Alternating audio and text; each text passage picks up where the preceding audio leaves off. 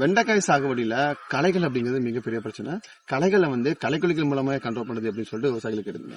வெண்டைக்காய் சாகுபடியில முக்கியமான 2 களைகள் உபயோகப்படுத்தும் மூலமாக பிரியம ஹெர்பிசைட் சொல்லக்கூடிய களைகள் முளைக்கிறதுக்கு முன்னாடி அடிக்கிறதும் களைகள் வந்ததுக்கு அப்புறம் அடிக்கிறதுக்கும் 2 வகையான களைகள் இருக்கு. அதை சரிவர உபயோகப்படுத்துறது அப்படிங்கிறது ஒரு ஆர்ட்டும் கூட. வெண்டைக்காய் சாகுபடியில களைகள் மேன்மை எப்படி பண்றது, களைக்கொல்லிகளை வச்சு எப்படி பண்றது அப்படின்னு பார்த்தா இன்னைக்கு இந்த வீடியோ பார்க்க போறோம். இப்பதான் நீங்க ஃபர்ஸ்ட் டைம் யூடியூப் விவசாயத்தில் வீடியோ பார்க்க மறக்காம சப்ஸ்கிரைப் பண்ணி வச்சுக்கோங்க. வாங்க வீடியோ போங்க. பச்சைத்துண்டு.in இங்கு விவசாயம் சம்பந்தப்பட்ட A to Z எல்லா பொருட்களையும் வாங்கிக்கலாம். இனி விரல் நுனியில் விவசாயம்.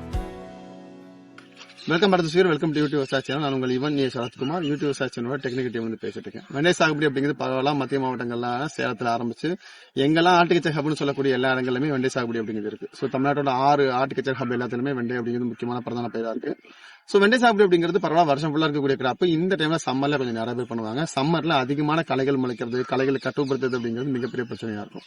சோ நம்ம மழை காலத்துல தான் அதிகமா கிளம்புற கிடைக்கும். ஆனா மழை காலத்துல கூட ஓரளவுக்கு வீடு அந்த ஈர கடிக்கிறதுக்கும் பெருசா இல்லாத வெயில்ல அதிகமான களைகள் வரும். விவசாயம் பண்ணக்கூடிய விவசாயிகளுக்கு களைகளை பொறுத்த வரைக்கும் பார்த்தா 2 வகையான களைகளை உபயோகப்படுத்தலாம். ஒன்னு பார்த்தோம் அப்படின்னா பிஎம் ஹெர்பிசைட், பார்த்தா போசம் ஹெர்பிசைட் சொல்லுவோம். பிஎம் ஹெர்பிசைட் அப்படிங்கிறது கொட்டை நட்டதுக்கு அப்புறமா களைகள் முளைக்கிறதுக்கு முன்னாடி அடிக்கிறது தான் பிஎம் ஹெர்பிசைட் சொல்றது. பிஎம் ஹெர்பிசைட் பொறுத்த வரைக்கும் நம்ம 3 வகையான களைகள் யூஸ் பண்ணலாம். ஒன்னு பார்த்தோம்னா மெட்டலாக்ளோரைட் அழைக்கப்படக்கூடிய அமிகஸ் இல்லைனா அலிட்டோ அப்படிங்கிற பேர்ல வரும். யூபிஎல்ல அமிகஸ் வரும், ஸ்வால்ல அலிட்டோ அப்படிங்கிற பேர்ல வரும். ஏக்கராக்கு அதிகபட்சம் 1 லிட்டர் வரைக்கும் உபயோகப்படுத்தலாம். ரெண்டாவது பார்த்தோம்னா பெண்டிமெத்தில் பொறுத்த வரைக்கும் ஏக்கராக்கு 1/2 லிட்டர் அப்படிங்கிறது உபயோகப்படுத்தலாம். இது மஞ்சள் கலர்ல இருக்கும். இது எல்லாம் தெரிஞ்ச விஷயம் தான். மூணாவது பார்த்தோம்னா ஆக்சிஃப்ளோரோபன் 23.5% அப்படிங்கிறது ஆக்சிகோல்டு பிளஸ் ஆக்சிகோல் அப்படிங்கிற நிறைய கம்பெனி நிறைய ப்ராடக்ட்ல நிறைய பேர்ல வந்துட்டு இருக்கு. இந்த மருந்து 150 மில்லில இருந்து 250 மில்லி அப்படிங்கிறது பரிந்துரையா இருக்கு. சோ களைகள் அடிக்கும் போது சரிவர ஈரம் கட்டி 160-200 தண்ணீர் உபயோகப்படுத்தி பேட்டரி ஸ்பீட்ல கை ஸ்பீட்ல அடிச்சோம் அப்படின்னா சூப்பரா ஈல் எடுக்க முடியும். நல்ல களை கட்டுப்பாடு இருக்கும்.